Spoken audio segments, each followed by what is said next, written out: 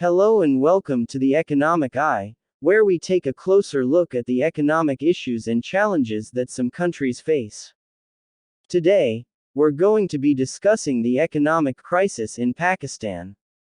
The country is considered to be on the brink of a fallout with dwindling foreign reserves and an unstable political situation. From people leaving in swarms, and millions plunged into severe poverty as a result of the recent floods, Pakistan is a ticking time bomb. Let's dive in. Pakistan's economy has been on a downward spiral for the last few months, with multiple indicators clearly suggesting that the country is battling its worst nightmare. Common citizens are suffering from a severe shortage of food, power, medicines, and other essential items. Let's go through some worrisome indicators which paint a gloomy outlook of the nuclear state. Pakistan's foreign exchange reached a record low of $3.5 billion, which can cover only 3 weeks of imports, according to various estimates. It is a catastrophic situation for a country that depends heavily on imports. According to Pakistan media reports, prices of essential items have increased drastically, with the sensitive price indicator up 32% year-on-year basis for the latest week. Meanwhile, experts are hinting at another 100 basis points hike to bring the benchmark rate to 17%. Pakistan heavily depends on imports to fulfill its essential food item requirements, primarily from Russia and Ukraine. Before the war broke out, Pakistan's wheat imports from the two nations stood at $1.01 billion. However, post-Russia-Ukraine conflict, the supply chain has been massively disrupted. Clubbed with crop damage due to floods, Pakistan is facing a huge grain shortage, leading to an enormous price hike. The government has even failed to secure a loan from International Monetary Fund (IMF) after it failed to meet the conditions that prices of petrol and diesel must be hiked further. With no clarity from the government, IMF is delaying the approval of its 24th loan and pushing the country into a deeper mess. The government is even resorting to drastic measures like ordering shopping malls, restaurants, wedding halls, and markets to shut down early, hoping that it would save the nation around $273 million or 62 billion Pakistani rupees towards energy imports. So, how did Pakistan end up here? Pakistan's economic crisis has numerous causes. Weak governance and political instability have been significant factors, weakening investor confidence in the country and contributing to corruption and politics that undermine the country's fiscal position. Moreover, a devastating flood that hit the nation in 2022 from June to October is another factor that has worsened the economic situation in Pakistan. The flood, which affected nearly 33 million people, is believed to have led to damages worth over $30 billion. In fact, the flood increased Pakistan's dependence on imported goods other than oil, while the country's exports slumped. Pakistan is also highly import-dependent, particularly with regard to energy, which renders it acutely vulnerable to hikes in global oil and gas prices. The pandemic did not help, and Pakistan's tense relations with India continued to deprive it of a potentially transformative trading and investment partner. Moreover, macroeconomic tightening by the Federal Reserve has plunged numerous countries into survival mode. Cambodia, Sri Lanka, Pakistan, Egypt, Turkey, and even relatively stable countries in Eastern Europe and Baltics are facing the heat. This economic chaos not only impacts Pakistan's economic stability but also puts the country in a weaker spot to negotiate on geopolitical terms. The international community has pledged $9 billion to help them. Some of the biggest donors are Saudi Arabia and China. Donors such as China and Saudi Arabia may not include many explicit conditions to their aid, but implicit strings are always attached. China will look to Pakistan for favorable development opportunities, such as the energy corridor running from the Arabian Sea to China's western provinces and the strategically vital port of Gwadar.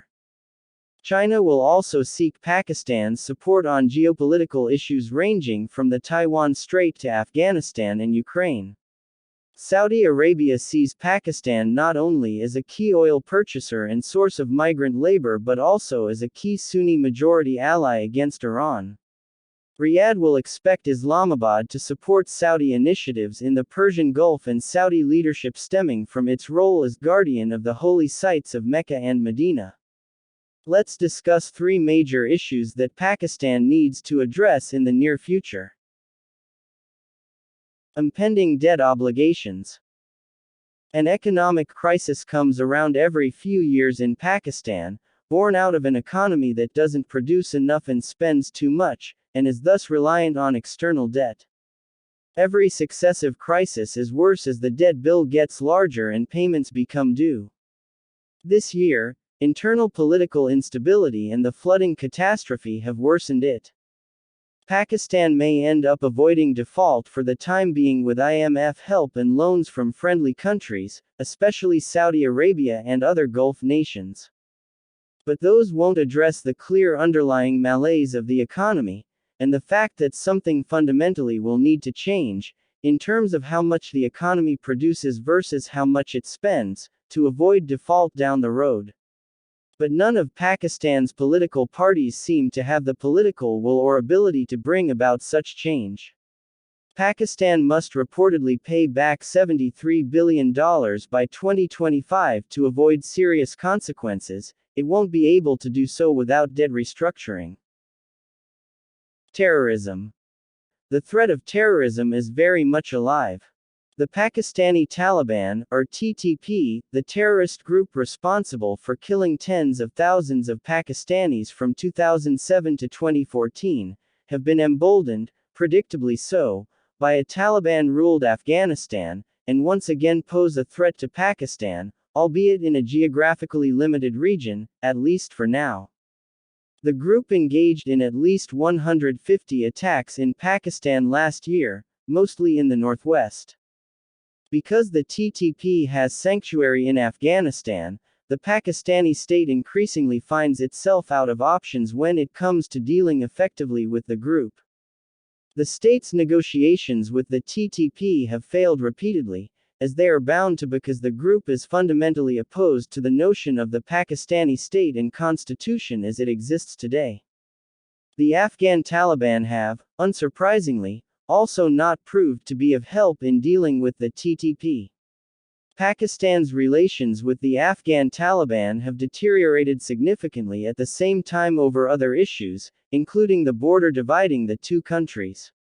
At this point, Pakistan has got bigger fish to fry given the country's major political and economic challenges still, if left unchecked, it could morph into a significant crisis.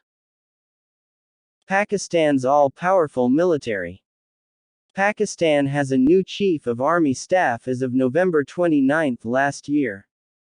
General Asim Munir replaced General Qamar Javed. The latter held the all-powerful post for 6 years due to a 3-year extension given to him by former Prime Minister Imran Khan, allegedly under a discreet agreement to stay in the government. The appointment of the army chief was a subject of considerable political contention last year.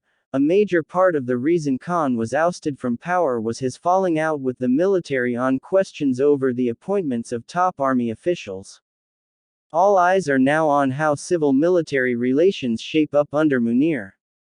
Under the former chief, the military solidified its control over all manner of the policy behind the scenes. The general presided over a close, same-page, relationship with Khan, which was pretty evident as the Prime Minister used to praise the general on television screens and even defended his actions beyond the bounds of the law. The romance between Imran Khan and General was short-lived. Now the ousted Prime Minister sits with the mainstream media while criticizing the general's actions.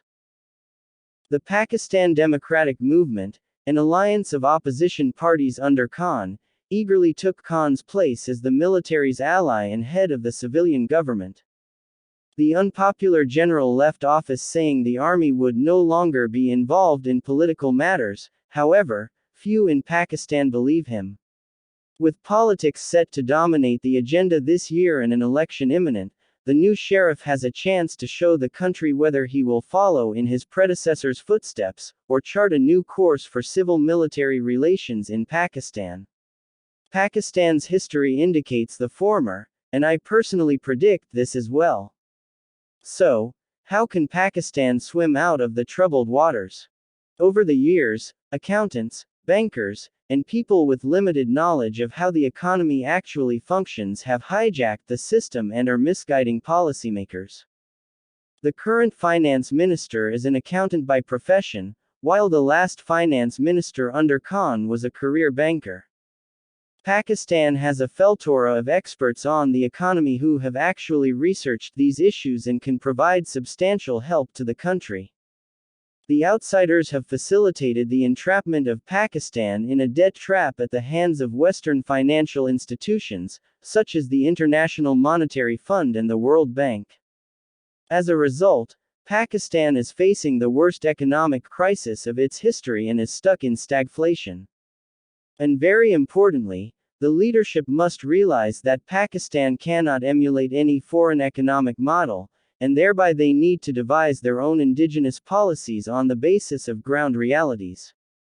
Pakistan needs to set up a new council of economic advisors who have much more autonomy, power, and most importantly, experts. Currently, the government has an economic advisory committee which is, to say the least, a dummy. Pakistan needs to concentrate on its strengths and available opportunities and should not chase pipe dreams. They should start from the basis. Exports will not increase overnight, hence firstly Pakistan needs to increase its tax base, reduce the red tape deregulation, and incentivize the development of public transport through private entities. These measures will generate revenue, encourage new businesses, and reduce energy imports. These baby steps will give Pakistan the resources to set up industries for exports, and pay off the debts. In terms of the country's strength, agriculture remains at the top. Pakistan has been blessed with a diverse geography, which makes it home to diverse livestock, crops, food commodities and products. Agriculture can help on multiple fronts including food security, poverty alleviation, and provision of quality raw materials for industries, especially the textile sector. It can also help to earn foreign exchange directly and indirectly. Textile and leather are good examples of indirect sources of foreign earnings. It is rather pathetic that the country with so much arable land is importing wheat from Russia. According to the latest available data on food imports, Saudi Arabia imports 80% of its food used for domestic consumption. Likewise, 90% of the food requirement in Kuwait is met through imported food.